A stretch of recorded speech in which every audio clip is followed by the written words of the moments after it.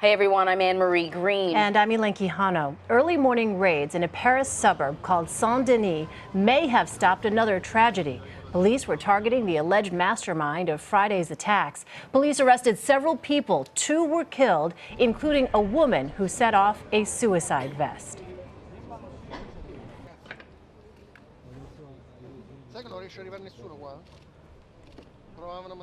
We have with us now Elaine Cobbe, who is on the phone, who is with us now, rather, from Paris. Elaine, what can you tell us about these raids? They started at 4:20 local time. Residents in the neighborhood said they heard explosions, then gunfire, then it went quiet for a while. Now, the public prosecutor tells us that as the police went into this building in Saint Denis, a woman set off an explosive vest and killed herself.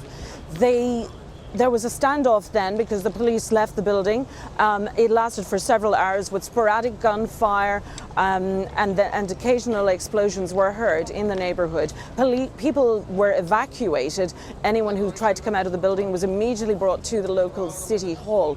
Now, 3 people were arrested as the intervention ended. 2 more were picked up outside on the street, including a man who lent the apartment to friends who were looking for a place for friends of theirs. He claims he knows nothing about it, but some police are saying, given the extent of the weaponry they clearly had and the firepower, that surely he might have seen something.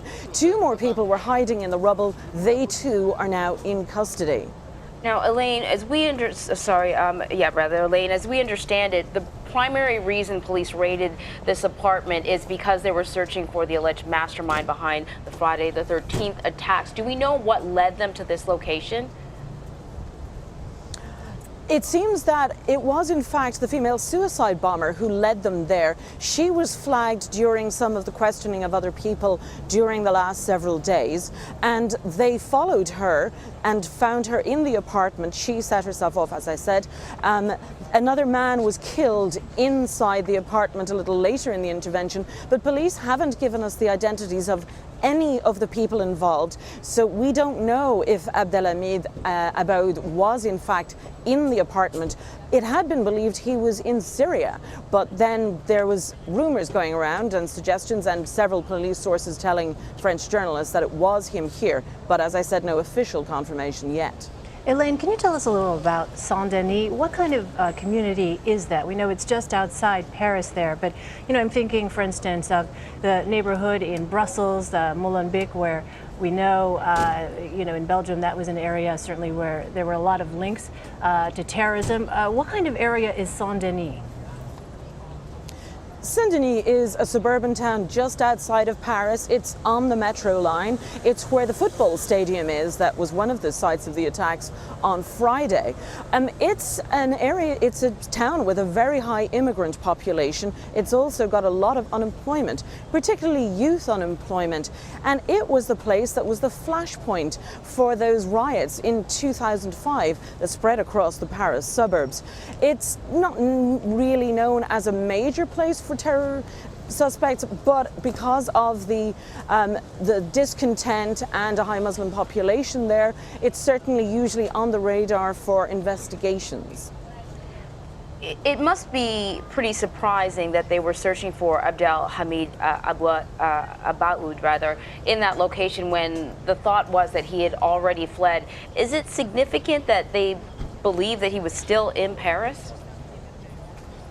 Yes, it is, because we already know that Salah Abdeslam fled Paris early Saturday morning. He managed to get through police checkpoints because he wasn't yet on the watch list. So if they really believe the mastermind behind these attacks was still in Paris, it raises several other questions as to the operation and whether or not he'd been moving around the area. Was he simply identified too soon to leave, or did he have other plans for Paris for further attacks? Elaine, had there been, up until today or before today, any indication? You mentioned, this woman who blew herself up. I feel like perhaps that's the first time we've heard of a woman being connected to this, to the alleged attackers here. Have we heard about additional people, women, being involved as well?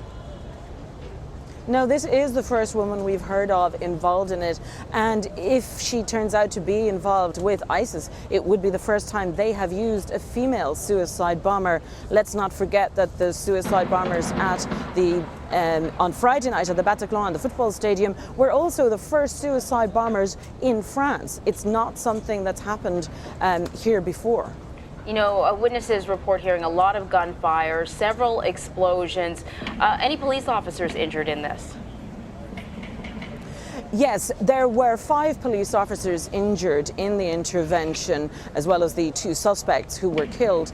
And also a police dog was killed, who they sent in first to check on the explosives. And so it was one of the police said, you know, she was a member of the team too. So the police are still in the area. They've been pulling out most of the SWAT teams, but there's a lot of Saint Denis that is still cordoned off. Schools and universities closed, and people were told to stay home. And if anyone was going into work in Saint Denis, they were told, don't go into work today. Elaine, for our viewers who might just be joining us, will you remind us who is Abdelhamid Abaoud? He's the man they believe masterminded these attacks. He's Belgian of Moroccan origin. He grew up in Brussels, and he quickly became known as radicalized. He's believed to have been behind failed attempts at attacks in France earlier this year, including that train shooting, the Thalys train, which was on its way to Paris. And they believe he was involved in that, as well as a planned attack that police here thwarted on a church in the Paris suburbs. He's known as being very radical, to the extent that he tried to get his 13-year-old brother to join him in Syria, to join the jihad fight. Well, Elaine, I want you to sort of stand by. Elizabeth Palmer has been also working on the events unfolding overnight, and we've got a story from her. She's been in Paris. Let's hear from Elizabeth Palmer.